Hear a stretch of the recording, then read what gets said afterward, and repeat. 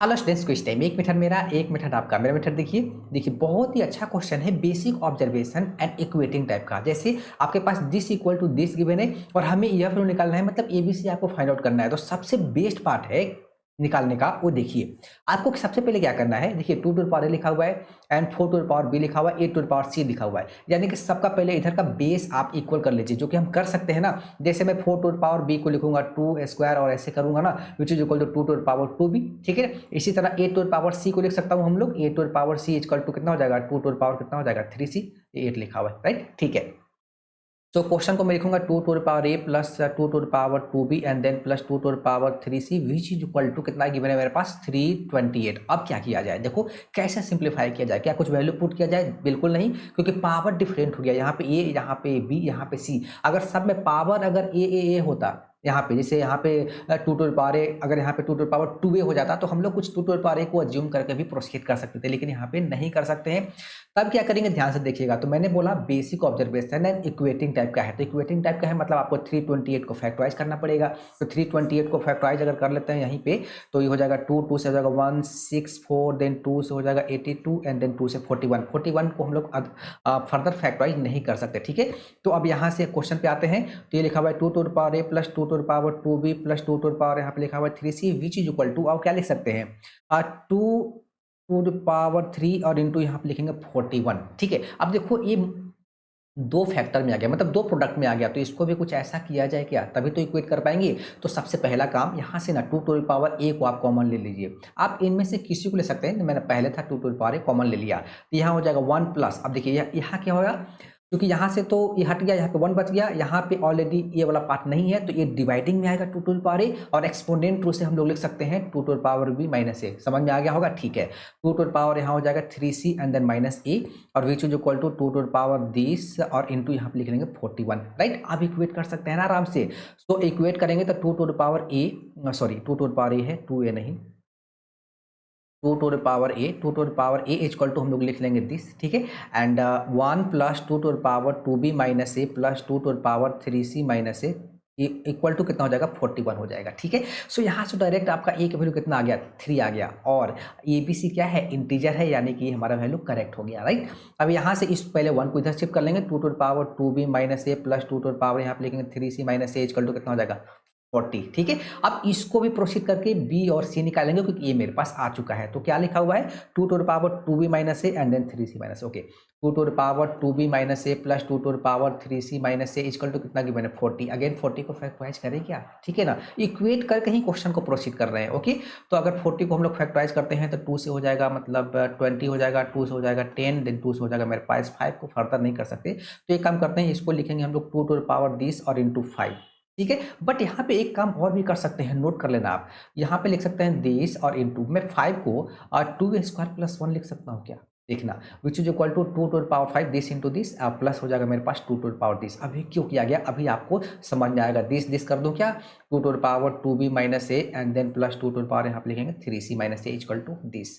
अब डायरेक्ट हम लोग इक्वेट कर सकते हैं क्या? तो यहाँ पे डायरेक्ट किसको किसके साथ इक्वेट करेंगे, यहाँ पे दो केस बनेगा। तो मैं सबसे पहले केस 1 लेके चलता हूँ। केस 1 में क्या कर रहा हूँ मैं, देखिए दिस इक्वल टू मैं 5 लेके चलता हूँ। ठीक है ना, ये देखिए, ये इसको मैं 5 के साथ इक्वेट करता हूँ, और ये जो पार्ट है इसको मैं इसके साथ, ये 3 के साथ इक्वेट करूंगा पहला केस में। सो हमने लिया 2b minus A equal to 5 and कितना हो जाएगा मेरे पास, यहाँ पे लिख दूँ क्या, 3c minus A equal to कितना लिखा हुआ है मेरे पास 3 लिखा हुआ है। और सबसे इंपॉर्टेंट, ये हमारे पास क्या गिवन था, ये आया हुआ है मेरे पास, ये हमारे पास 3 है। ठीक है, तो यहाँ पे मैं नोट कर दूं क्या, यहीं पे लिख देता हूँ। देखो समझने के लिए बार बार पीछे देखना पड़ेगा। ये इक्वल टू 3 मेरे पास आया हुआ है। यहाँ पे अगर मैं 3 डालता हूँ तो यहाँ पे देखिए 2b इक्वल टू ए का वैल्यू 3 डाला तो यहाँ पे हो जाएगा, यानी कि b इक्वल टू 4, यानी कि करेक्ट, ए भी इंटीजर है। और अगर मैं ए का वैल्यू यहाँ पे 3 डालता हूँ तो यहाँ पे हो जाएगा, इधर जाकर 6 हो जाएगा, क्योंकि ए का वैल्यू 3 है। सो ए इक्वल टू कितना, सॉरी सी इक्वल टू कितना आ गया, 2 आ गया। राइट, ये तो हमने पुट ही किया है, ये कैसे आ सकता है, यानी कि सी का वैल्यू कितना आ गया 2 आ गया। ये भी करेक्ट है, क्योंकि ये भी सी इंटीजर था। अब यहाँ पे हम लोग चलते हैं केस 2 पे। ठीक है। अब केस 2 में क्या ले सकते हैं, अब उल्टा कर देंगे, यानी कि हम लोग लिख सकते हैं 2b minus A equal to हमें क्या लेना पड़ेगा, 3 लेना पड़ेगा। ठीक है। एंड हम लोग लेंगे 3c minus A equal to 5। तो यहाँ पे चेंज कर दिया मैंने, जो यहाँ पे लिया था उसको रिवर्स कर दिया। 2 केस हो सकता है ना।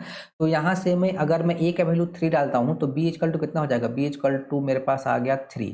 अगर ए इक्वल टू 3 डाला तो b 3। ठीक है। और यहाँ से अगर मैं करना चाहूँ 3c इक्वल टू कितना हो जाएगा मेरे पास, ए का वैल्यू यहाँ पे 8 हो जाएगा, तो सी इक्वल टू कितना हो जाएगा 8/3। और ए बी सी क्या था, इंटीजर था, यानी कि एक केस हम लोग नहीं ले सकते। ठीक है। समझ में आ गया होगा ना इक्वेट कैसे किया मैंने, फर्स्ट टाइम इक्वेट किया और सेकेंड टाइम जो इक्वेट किया उसको मैं रेड से मार्क कर देता हूँ। सेकेंड वाला केस के लिए मैंने क्या किया है, 2b minus A equal to मैंने 3 लिया है ना, तो 2b minus A equal to एक बार में 3 लिया है। ठीक है ना, इसको मैं केस 2 के लिए कर रहा हूँ। ठीक है।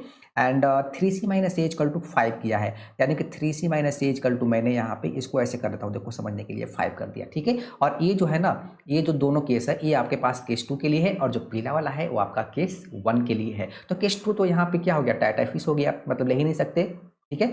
तो हमारे पास जो ए बी सी का वैल्यू आ गया, आई थिंक ए का वैल्यू कितना आ गया, ए का वैल्यू आ गया मेरे पास, सॉरी पेन कर लूँ क्या, ए का वैल्यू कितना आ गया 3, बी का वैल्यू 4, सी का वैल्यू 2।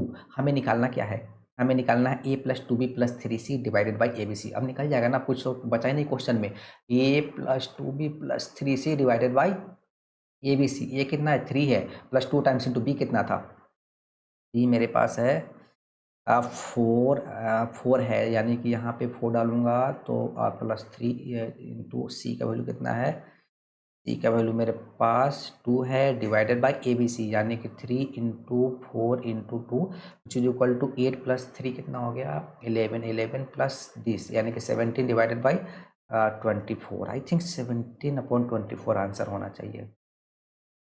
हाँ है तो बिल्कुल, यानी कि सी हमारा आंसर आ गया। तो देखा, बेसिक क्वेश्चन था ना, अगर जेईई मेंस में आ गया तो आप कैसे करोगे ये आपने सीख लिया। और अगर आपके पास कोई दूसरा ऑप्शन है, मतलब कहने का मतलब है सॉल्यूशन है या फिर बेटर मेथड है, तो आप कमेंट पे फटाफट कमेंट कीजिए। ठीक है।